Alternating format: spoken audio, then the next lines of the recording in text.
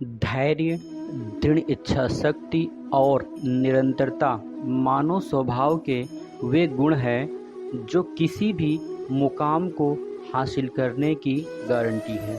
Hello friends, सीखोगे नहीं तो जीतोगे कैसे सीरीज़ में आप सबका स्वागत है।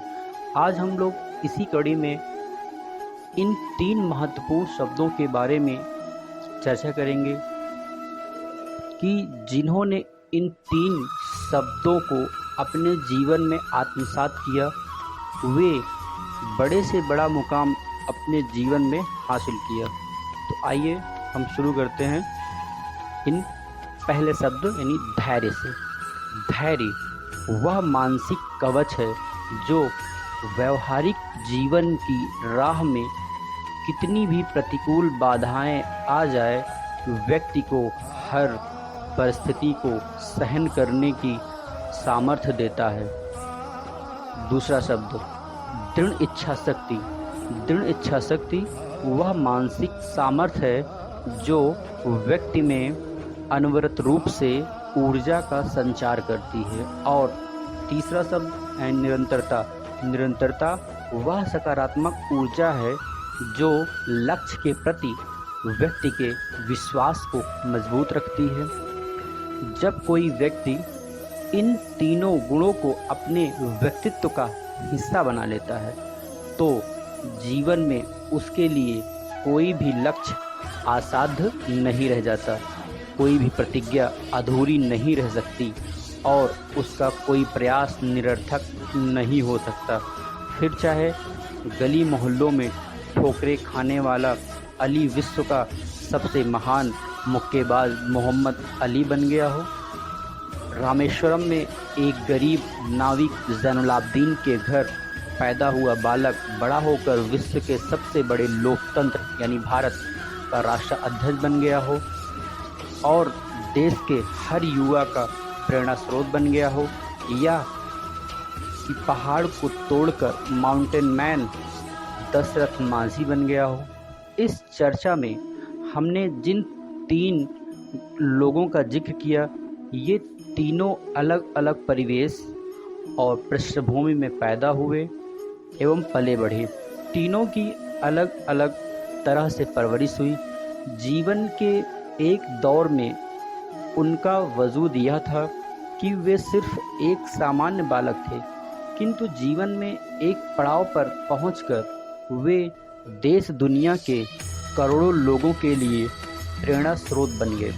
अपने मकसद को हासिल करने के लिए हर युवा और संघर्षरत व्यक्ति के लिए मिसाल बन गए। सामान्य रूप से देखने पर इन तीनों में अधिकांश बातें भिन्न हैं, लेकिन कुछ बातें ऐसी हैं जो इनमें सामान्य हैं। वे है व्यक्तित्व के ये 3 गुण: धैर्य, दृढ़ इच्छा शक्ति और निरंतरता। बात कोई सन 1960 के दशक की है। बिहार के गया जिले में एक गांव पड़ता है, गेहलोर। आधारभूत सुविधाओं से पूर्णतः वंचित एक दूर दराज का गांव स्वास्थ्य सुविधाओं से इस कदर अछूता कि अगर किसी को बुखार आ जाए और उसे डॉक्टर के पास जाना पड़े तो 55 किलोमीटर का सफ़र तय करना होता था। वैसे नज़दीकी शहर की दूरी महज 15 किलोमीटर ही थी, लेकिन गांव और शहर के बीच एक पहाड़ था, जिसकी वजह से एक लंबा चक्कर काटकर जाना पड़ता था। पीने का पानी लेने के लिए भी महिलाओं को पहाड़ पर चढ़कर एक सकरे रास्ते से होकर जाना पड़ता था। इसी गांव में दशरथ मांझी अपनी पत्नी फगुनिया और बच्चों के साथ रहते थे। परिवार को पालने के लिए दशरथ मांझी खेतों में मजदूरी करते थे।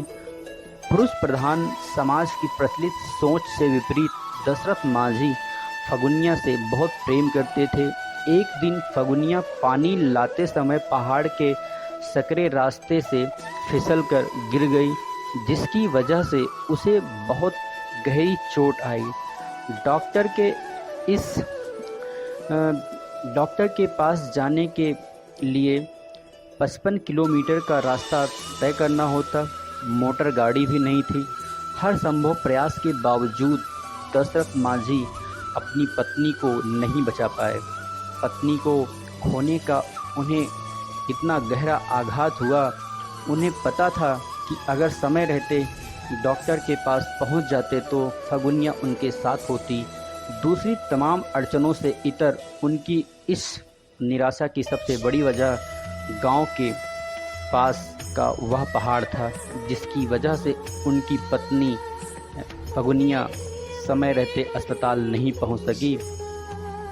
उसी समय दशरथ मांझी ने यह तय किया कि वह इस अड़चन को दूर करके ही दम लेंगे।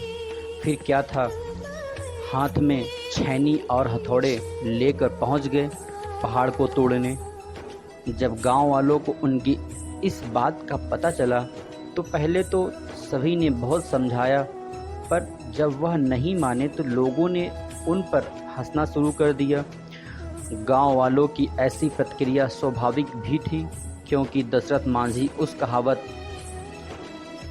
कौन कहता है कि आसमां में सुराग हो नहीं सकता, कौन कहता है कि आसमां में सुराग हो नहीं सकता, एक पत्थर तो तबीयत से उछालो तो यारो, एक पत्थर तो तबीयत से उछालो तो यारो। ये प्रेरणा लेकर कोई बड़ा लक्ष्य साधने नहीं जा रहे थे, बल्कि सच में पत्थर उछाल कर आसमां में सुराग करने में लगे हुए थे, या यूं कह लें कि वह सीढ़ी बनाकर चांद पर पहुंचने का प्रयास कर रहे थे। धीरे धीरे समय बीतता गया।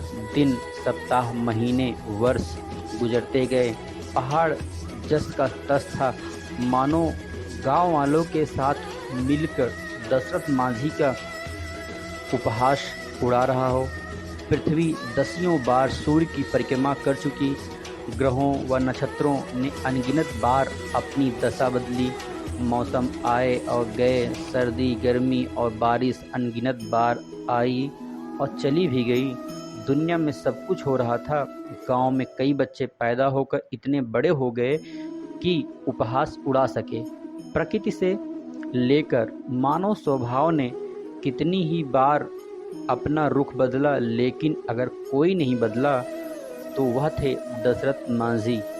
पहाड़ की चट्टानों से भी अधिक मजबूत इरादे, उसकी स्थिरता से भी गहन धैर्य और 2 दशक से अधिक समय के निरंतर प्रयास के साथ दशरथ मांझी ने सदियों से अस्थिर खड़े उस विशालकाय चट्टानी भूखंड के आखिरी टुकड़े को जमींदोज कर दिया। 22 वर्षों की अथक मेहनत के पश्चात दशरथ मांझी ने उस प्रतिज्ञा को पूरा किया जो उन्होंने अपने आप से की थी। दरअसल जब आप किसी ऐसे लक्ष्य को साधने का प्रयास करते हैं जिसके बारे में आपके आसपास यानी समाज में किसी ने सोचा भी नहीं होता, तो अन्य लोगों को यह नितांत असंभव लगता है। किंतु यदि आपका उस लक्ष्य में 100% यकीन है, तब आप धैर्य और दृढ़ इच्छा शक्ति और निरंतरता के साथ उसे साधने के प्रयास में लग जाइए। इस बात पर ध्यान मत दीजिए कि कोई क्या कहेगा, क्योंकि उस लक्ष्य के पीछे जो सोच है उसे सिर्फ आप समझते हो। इसी पंक्ति में एक प्रसिद्ध कवि सोहन लाल द्विवेदी जी की है। वो कहते हैं कि लहरों से डरकर नौका पार नहीं होती, लहरों से डरकर नौका पार नहीं होती, कोशिश करने वालों की कभी हार नहीं होती, कोशिश करने वालों की कभी हार नहीं होती। Thank you.